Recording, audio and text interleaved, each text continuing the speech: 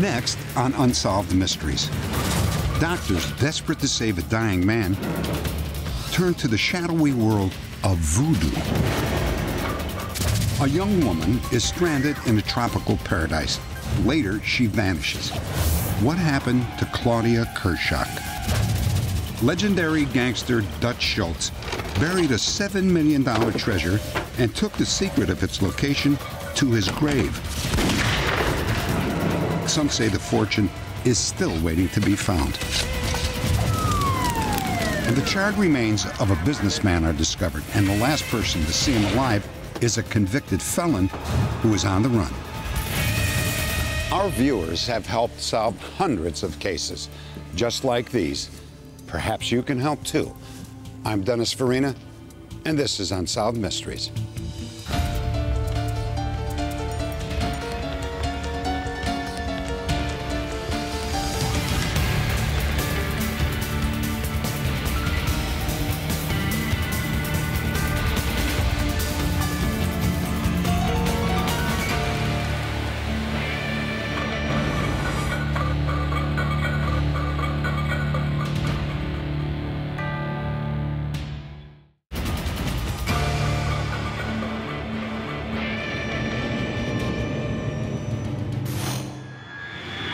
Tucson, Arizona.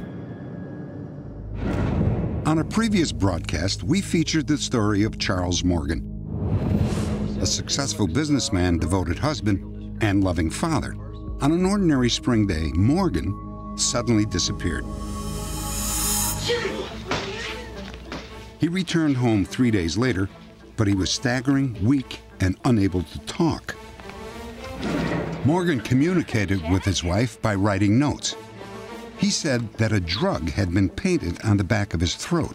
I'm gonna call the police. He was afraid the dosage was lethal. No. Morgan warned her But why? that if she tried to contact the police or even a doctor, the entire family would be killed. Over the next week, Morgan added to his bizarre account. He said that he was secretly working for the federal government and his abductors had taken his official ID. Then, Charles Morgan vanished again. 11 days later, his body was found in the Arizona desert. He had been shot once in the back of the head. Curiously, he was wearing a bulletproof vest. When Morgan's death was ruled a suicide, journalist Don Devereaux became interested in the story. Bear in mind, he's wearing a bulletproof vest at the time. I've never seen in all my years as a journalist a fella take himself out in the desert wearing a bulletproof vest and shoot himself in the back of the head. Yes? 3 weeks after Morgan's death, 2 men claiming to be government officials showed up at his home. They ransacked the house, but no one knows what they were looking for or what they found. When we aired this story, our team received more than 600 calls. Don Devereaux followed up on every lead, and what he learned was incredible. Morgan, it turns out, was extensively involved in money laundering activities through his escrow company. He was doing well in excess of $1 billion, with a B, $1 billion a year in gold alone over that period, well in excess. And that much of it, in fact, seems to have been coming out of Southeast Asia at the end of the Vietnam War. Charles Morgan. A lot of people seem to have been involved, including renegade folks from the U.S. intelligence community, some CIA people who were doing stuff perhaps under cover of the agency, but probably most likely to line their own pockets. Charles Morgan kept a set of duplicate records of all the illicit transactions. Evidently, he thought the duplicates would be his life insurance policy. Go over there and kneel down. Instead, they became his death warrant. Don Devereaux was convinced that somebody wanted Morgan silenced forever. 3 months after we aired this story, another unusual death occurred right across the street from Don Devereaux's home in Phoenix.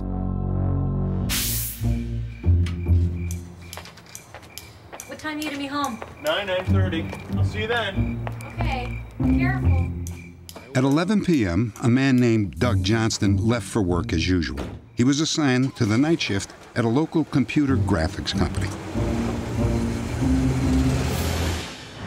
Hi, John. Hi. You were the first one on the scene? An hour later, Johnston was found dead in the company parking lot. He had been shot once, behind his left ear from a distance of about 12 inches. There was no gun found at the scene, and there was no powder residue on Johnston's hands. As far as evidence, the only thing we found was a .25 caliber bullet casing. We can't classify it either a murder or a suicide, and it's being maintained in our homicide files. Doug would never commit suicide. He had just finished a year of computer-aided drafting. He graduated with honors. We had a future starting all over again for us, and there's no way he would have committed suicide. Don Devereaux lived across the street from the parking lot where Doug Johnston was killed. His car was an old Toyota station wagon that looked a lot like Johnston's. I contacted Phoenix PD within a few days of the Johnston shooting and told them that I was across the street, had a similar car, and was in fact working on a homicide case. And the initial read I got from Phoenix PD was one of not really thinking that that had any bearing on the Johnston shooting. And so although I continued to track it for a while, over a period of time, I just sort of put it out of my mind. The year after Doug Johnston was shot, Devereaux was contacted by Dan Casolaro, a writer from Washington, D.C. Devereaux agreed to share the information he had uncovered concerning Charles Morgan. But before Devereaux could even mail his research, Casolaro was dead. Found in a hotel room, his wrists cut with a dozen deep slashes. Police ruled the death a suicide, but to Devereaux and others, it just didn't make sense. Dan Casolaro's brother is a doctor. The doctor tells us that Dan Casolaro was so squeamish that he was reluctant to allow his brother to prick his finger, slashing his wrists a dozen times in a bathtub, and dying in that manner seems to me the least likely of anything he could possibly have done. These guys don't offer much. They don't volunteer information. Okay. 6 months after Dan Casolaro's death, another journalist warned Devereaux that his own life was in danger. And the word I got back was that they did think they were getting you when they got that guy. These are the exact words. There have been, and there still are, contracts out to kill you. It's a shocker when somebody calls you up and says, no, you're about to be killed. Now, that doesn't mean it's going to happen tomorrow. My colleague told me that looked like I had a problem, that he understood from his CIA contact that whatever it was, it involved something I was looking at that had both CIA and organized crime dimensions, and that I could be in some real trouble, and to get my head down, maybe even get out of there for a while until he could figure out what was happening. It's on the street and alter my path. Later, two other sources, one from the CIA and one from Israeli intelligence, confirmed the death threats. Devereaux believed that he was targeted because of his work on the Charles Morgan case. If so, Doug Johnston may have been an innocent victim of a contract it meant for Devereaux. His parking lot is right across the street from my parking lot. He was driving a car much like my car. And this was not just some random shooting. This was a shooting that had all the characteristics of a very professional killing. This was a single shot, .25 caliber, back of the left ear, very slick murder.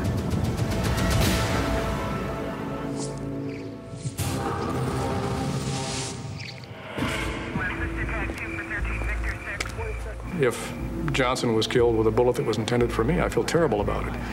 And I feel very awful for his wife and family. There's so much evidence that these people were after Don and instead of my husband. It wasn't a gang-related shooting or suicide or anything. And it all kind of fits together that they were after Don, and my husband just happened to be in the wrong place. I am not thrilled to think that there could be, quote, a high-level CIA official, close quote, who knows about this, who is not himself taking official actions to correct it.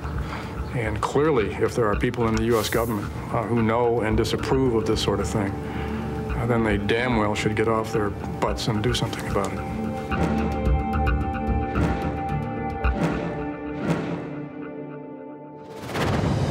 Next, a young American woman on an island adventure mysteriously disappears.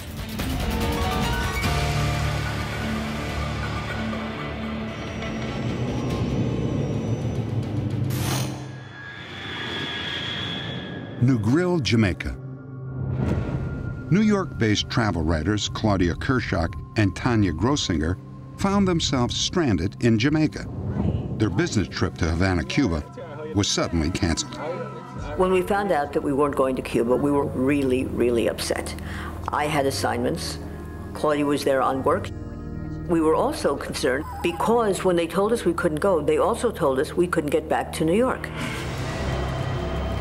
Just prior to her trip, Claudia had landed her dream job with Frommer's Travel Guides. Although she was stranded in Jamaica, Claudia decided to make the best of it and then get back to New York as soon as possible. So, ladies, where you come from? We're from New York. New York. You're from New York? Yeah. Claudia made friends with Anthony Grant, one of the resort's bartenders. Oh, yeah. She was a big fan of reggae music, and Grant reportedly offered to take her to a nearby club. She told me that she had gone out with one of the bartenders, who turns out to be Anthony Grant. Well, okay, so you remember the bar. Tanya managed to book a flight back to New York, and Claudia was supposed to catch a later flight. They agreed to meet up once Claudia returned.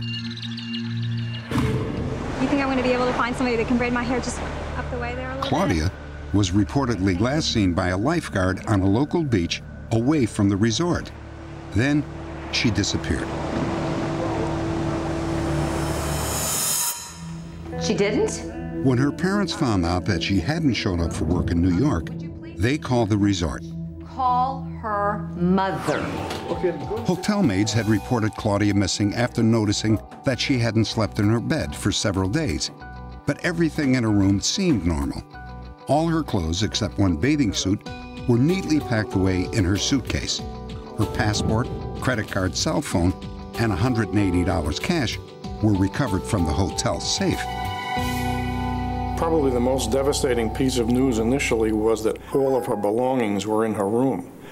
I mean, we would rather have heard that some of her things were missing, and then we would have thought maybe she went somewhere else. When we heard the news that Claudia's things were all in her room and they didn't know where she was, that's not Claudia. Claudia is a really organized, orderly person.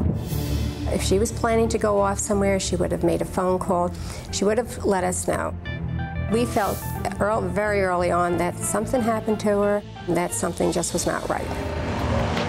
Claudia's parents were on the next plane to Jamaica.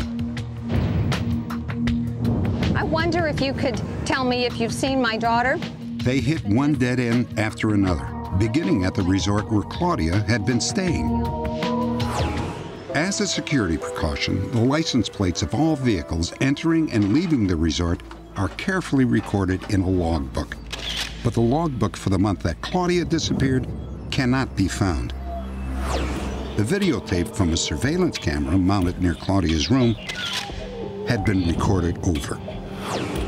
Room 621, the room where Claudia stayed, was cleared by housekeeping and hotel security before it could be processed for clues.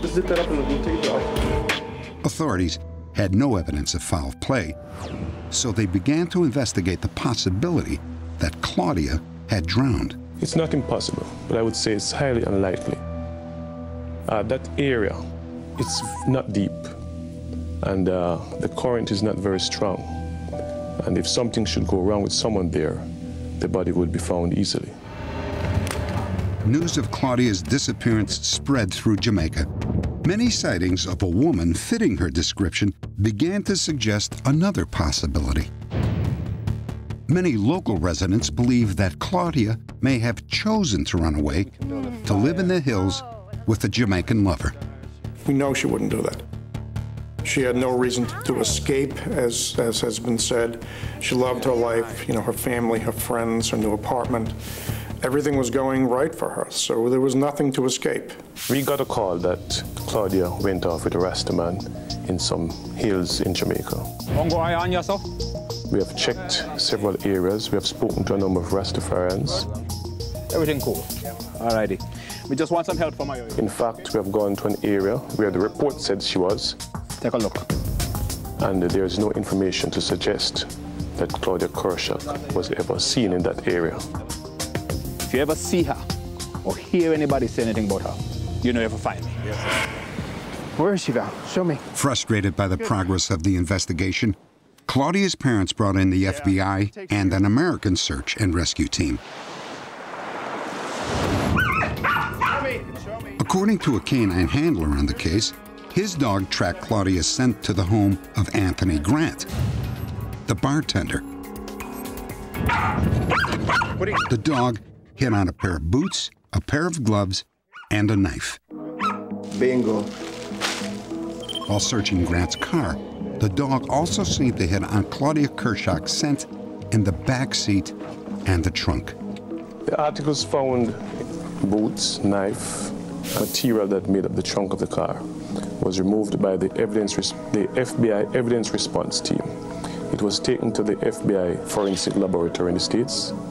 It was checked for signs of human blood. Nothing was found. Anthony Grant was investigated and polygraphed, but the results were inconclusive. At this time, Grant is not considered a suspect in Claudia Kershak's disappearance. We interviewed him for several weeks. We just don't find enough evidence to, in any way, believe that Grant is involved in her disappearance, other than that he was associated with her. No one disappears from the face of the earth in a town of 3,000 people without one other person knowing it. We do believe that Anthony Grant, the bartender, introduced her to someone who has a much better idea of what happened. We believe Anthony Grant probably knows something as well. You know, she could be anywhere. The Kershaks are still looking for their daughter and have offered a $50,000 reward in this case. If you have any information on the disappearance of Claudia Kershak, please log on to our website at unsolved.com. Next, the legendary treasure of Dutch Schultz. It might be in upstate New York, just waiting to be found.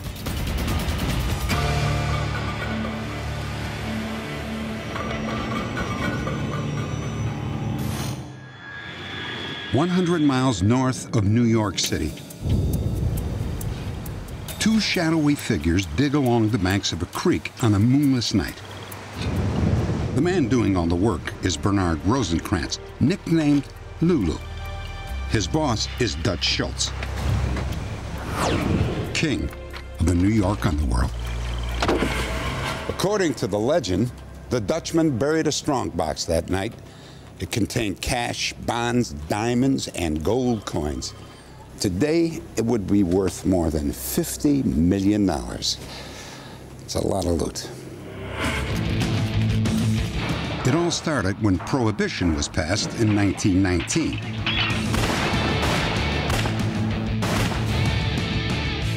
The manufacture and distribution of bootleg liquor made millions for gangsters like Legs Diamond, Lucky Luciano, Al Capone, and Dutch Schultz. Schultz, whose real name was Arthur Flagenheimer, was one of the toughest. Dutch Schultz was a very successful and widespread bootlegger, owned a string of speakeasies, and then quickly branched out into narcotics, the numbers racket, and the protection racket. Schultz was an extremely dangerous gangster. He was reported to have had 136 people killed, and that's over a criminal career of less than 10 years. At the end of the Roaring '20s, Dutch Schultz's criminal empire was making more than $20 million a year, and the IRS knew it. He was indicted by a grand jury for income tax evasion. And that's when the Dutchman took steps to protect his money. At the time, Dutch Schultz was facing a long prison sentence, and he decided that he needed a nest egg to fall back on in case he was sent to prison. So he had his top lieutenants clean out his safety deposit boxes and gather together whatever cash they could from his available bank accounts. Beautiful? Looks good, boss. At a hideaway in Connecticut, Dutch, Lulu Rosenkrantz, and a man named Marty Krompier packed bundles of $1,000 bills, negotiable Liberty bonds, gold coins, diamonds, and other gems into a steel-plated strongbox. Hey, Marty, go get me something to drink. Dutch Schultz had the only key. That night, Dutch and Lulu traveled to Phoenicia, New York, a town Dutch knew from his bootlegging days. The Dutchman swore Lulu to secrecy and then supposedly marked the site by carving an X into the trunk of a nearby tree. But Lulu couldn't keep his mouth shut. He told his friend Marty Krompier where the treasure was buried. I shouldn't tell you this, but I think it'd be good for somebody else to know. Know what? Remember that strong box? Some say that Lulu even drew Marty a map. What about it?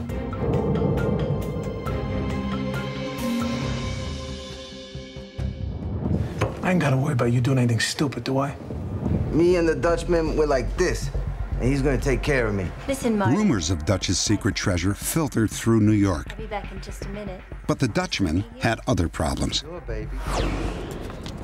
Manhattan DA Thomas E. Dewey was determined to further his political career by destroying Dutch Schultz and his illegal empire.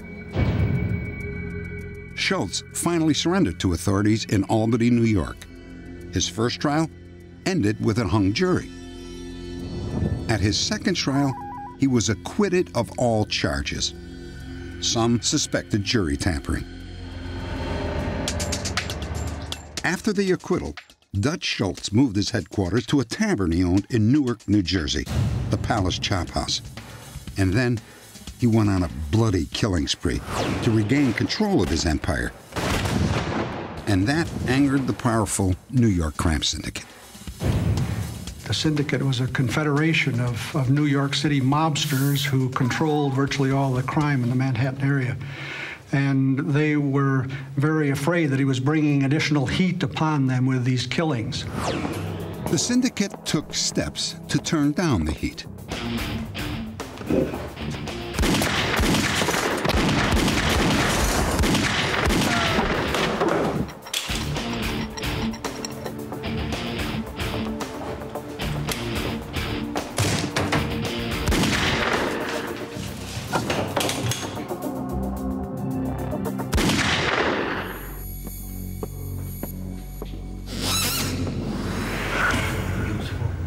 Dutch Schultz died at 8:35 p.m. on October 24th, 1935, almost 22 hours after he had been shot. He was just 33 years old. His bodyguard, Lulu Rosenkrantz, died hours earlier, and that left only one man who knew where the treasure was buried, Marty Krompier. The night of the Chop House murders, two henchmen caught up with Marty at a barber shop in New York City, gunned him down and took the map. Krompier survived the attack, but he was never able to locate the treasure without the map. Jake Shapiro made several attempts at finding the treasure from the map, as did several other gangsters of the era, but none were successful. If people knew about it, Schultz's closest associates, they told other people. I would suspect strongly that it had been retrieved long before now. I personally believe the treasure of Dutch Schultz was buried, and there's a good possibility that it still exists today.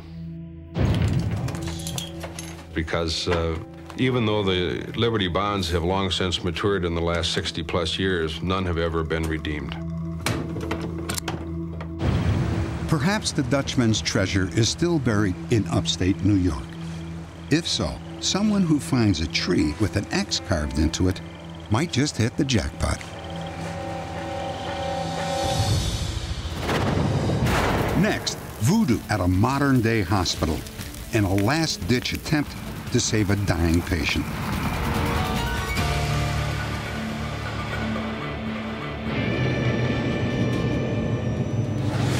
The word voodoo brings to mind dark rituals and mysterious spells. But in the story you are about to see, two medical doctors create their own voodoo ceremony in a last-ditch effort to save a dying man. Dallas, Texas. Dr. Larry Dawsey was a young intern when a patient came to him with a mysterious illness. You say you've been losing weight, right? Is any pain anywhere? Not really. Sometimes when I cough. Okay. Well, we're going to run some tests. We're going to do some blood tests and some x-rays, that sort of thing. We're going to find out what your problem is, okay? I embarked on an elaborate evaluation, a medical workup to uncover the cause of the problem. And this man's chart just began to get thicker and thicker with normal tests. Mr. Bennett, I don't understand it. I've run every test I know how, I've performed every exam I know how, and they all come up normal. How do you feel? Not good at all, Doc. You don't look good. I just don't know what to do. Dr. Dawsey called in a colleague, Dr. William Hensley, for a consultation. And I wanted to come see you to find out possibly if anything that you know of unusual has happened to you, such as an insect bite or anything of that sort. Doctor, do you believe in hoodoo? It was a strange question, but the patient had asked the right doctor. As a child, Dr. Hensley lived at his grandmother's sprawling South Texas ranch. There, he got to know a woman named Mary, reputed to be a voodoo queen. The experience convinced him that voodoo had a dramatic effect on those who believe in its power. A while back, I went to see a reader. The patient then told Dr. Hensley that he recently refused to pay a fortune teller who had given him a reading. He thought she had cursed him with a death hex. I started feeling bad, feeling real bad. You really believe this? I believe she put a dying hex on me, Doctor. When he started talking about the fortune teller, he became very emotional, frightened. There really was a possibility that someone with that strong a belief system could actually be frightened to death. You're not going to believe what he told me. What?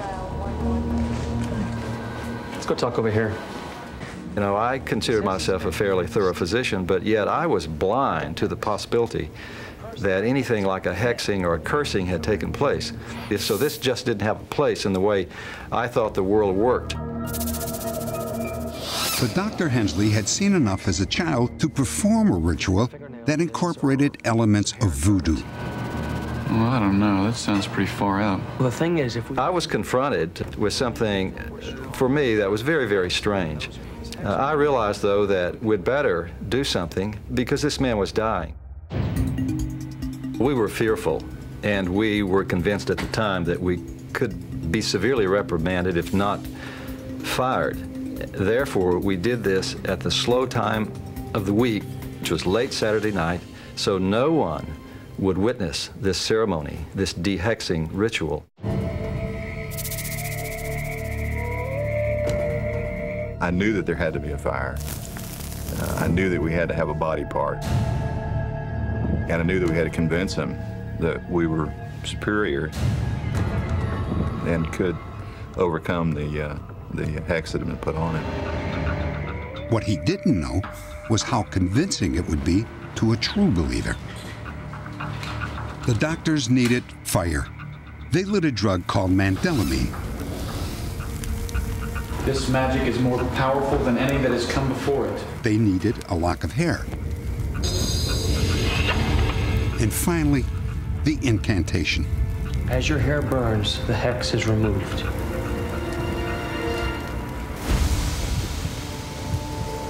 Harold, if you breathe word of this to anyone, the hex will return twofold.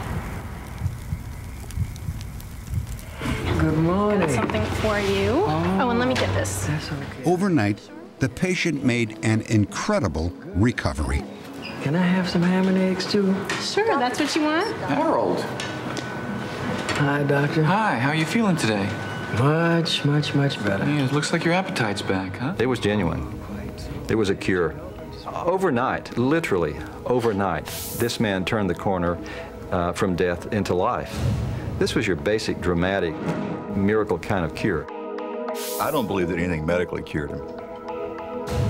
And I don't know what did. I know that he believed so strongly in both what was happening to him and what we were doing to change what was happening to him, that we were able to prevail.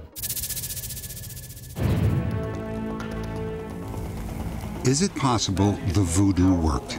If not, what actually did cure the patient? In order to understand why this man lived, we have to understand that belief is biology. Your belief becomes your biology. There's not the mind here and the body over here. They're not separate. So if you wanted to cure this man, you need not just work on the body, you could work with the belief system. This is what all shamans do. This is what Dr. Hensley did.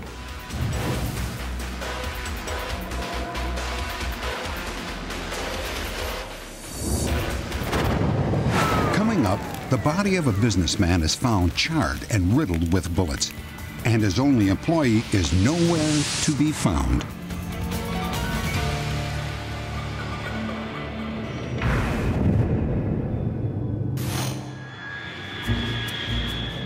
On a previous broadcast, we profiled an Oklahoma couple, Teresa and Paul Stamper.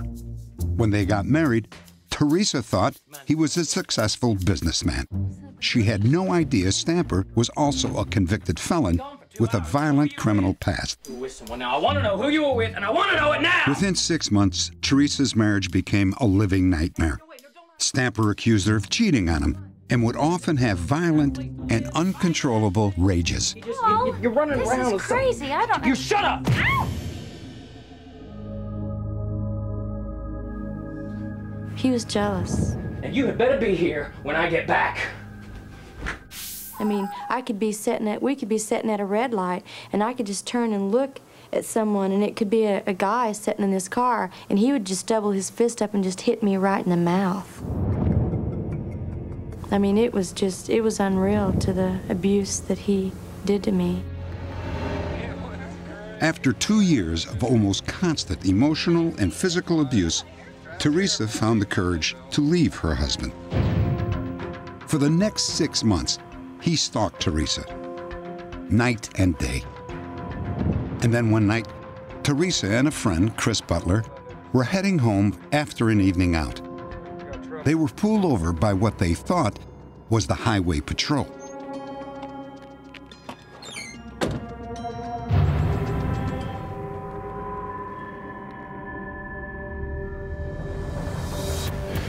Teresa, honey, you get out of the car.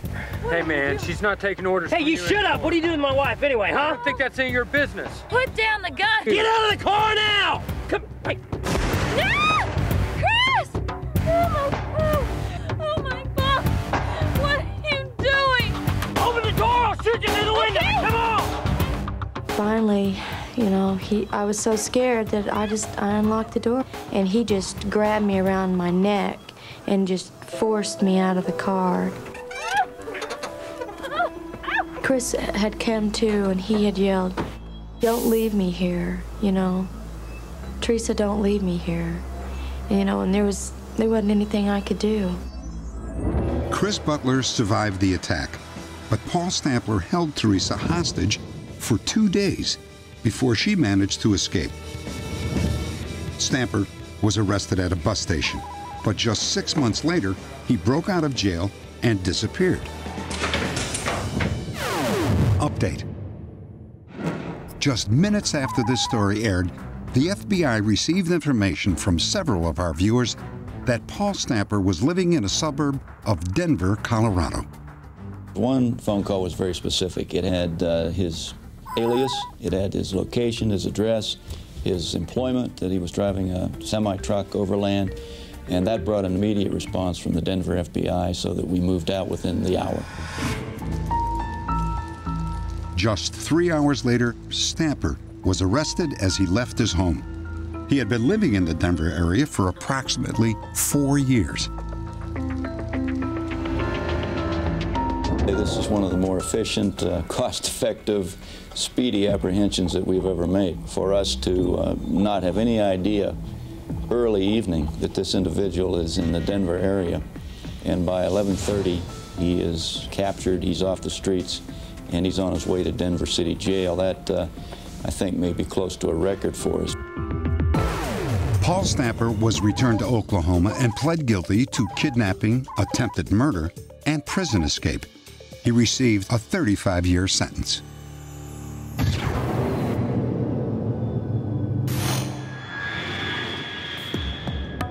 In Odessa, Texas, firefighters responding to a routine call arrived to find a charred corpse riddled with bullets.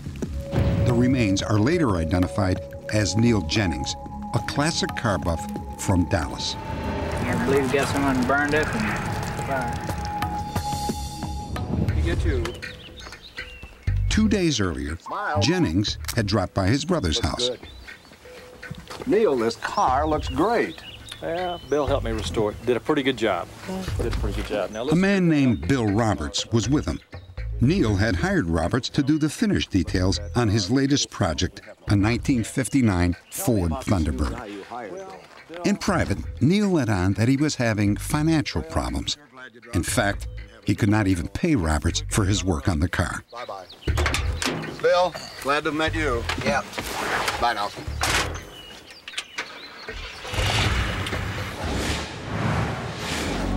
After the visit, Neil Jennings and Bill Roberts drove 300 miles to Odessa and checked into a motel. That was the last time Neil was known to be alive. However, Roberts was seen all over Odessa, engaged in a number of suspicious activities. An hour after arriving in town, he showed up at the home of a friend named Jack. Hey, Bill, come on in. Roberts was sweating and acting nervous. He asked Jack if he could park the truck in the back and go to sleep. Oh, sure you can, Bill. The next morning, Jack noticed that Roberts was walking around the truck and staring at the cargo bed, which was covered by a tarp. How y'all doing? After Roberts left Jack's house, he stopped at a rundown motel where he tried to sell Neil's truck for $1,200. When he couldn't sell the truck, Roberts asked if he could park it in the back of the motel, hidden from view. All right, well, I appreciate that. All right. Yeah, George. About 6 hours later, Bill Roberts asked for another favor. Listen, I wonder if y'all might have a pick and a shovel I could borrow. I need to fix the broken water line for an old lady. Sorry about that, Bill. I don't think we have a pick or a shovel around here. Wish I could help you, though. That's okay. Look, I'll just see y'all a little later then. Then Roberts drove the truck to a convenience store about a mile away.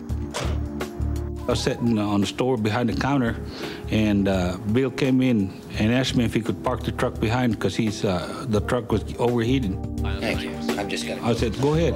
No problem. All right. Would that be all?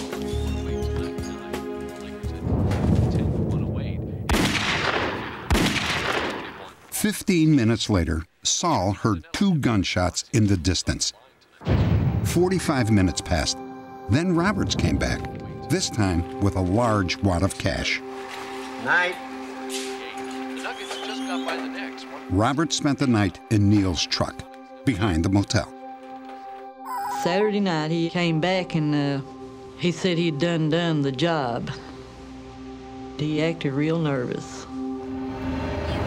All right. The next morning, he asked for yet another favor. Would it be okay if I did some laundry? And I noticed that blood was on his shirt. Well, I didn't think anything about it because, you know, it just looked like maybe he cut himself and wiped it off on his shirt. Why don't you follow me and I'll show you how to use this washer. So I told him, okay, you know, yeah, you can use the laundry.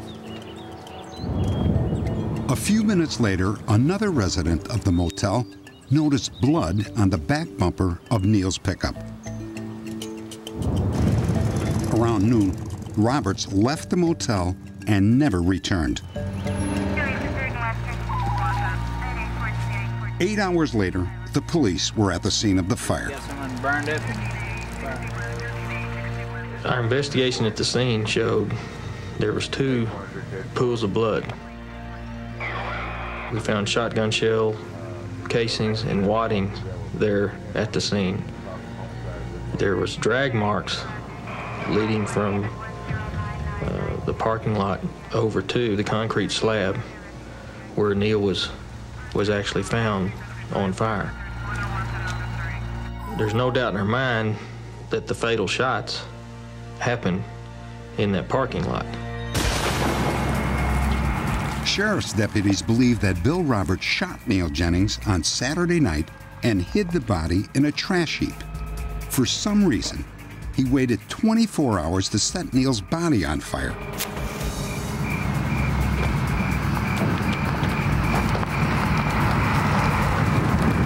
Roberts' apparent motive was to murder Neil Jennings so that he could steal his truck and sell it. Police later learned that Bill Roberts was actually Bill Blackwell, who had served time for larceny and theft. Blackwell was wanted by the Texas Department of Corrections on a parole violation. Blackwell had apparently left Odessa within 24 hours of setting the fire. He then drove to Albuquerque, New Mexico, where he sold Jennings' truck at a flea market. Update. Bill Blackwell was using an alias when he was jailed briefly on a weapons charge in North Carolina. By the time a fingerprint check revealed his true identity, Blackwell was on the run. Authorities tracked him 1,000 miles to Texas, where he was finally arrested. Blackwell pleaded guilty to the murder of Neil Jennings and was sentenced to 30 years in prison.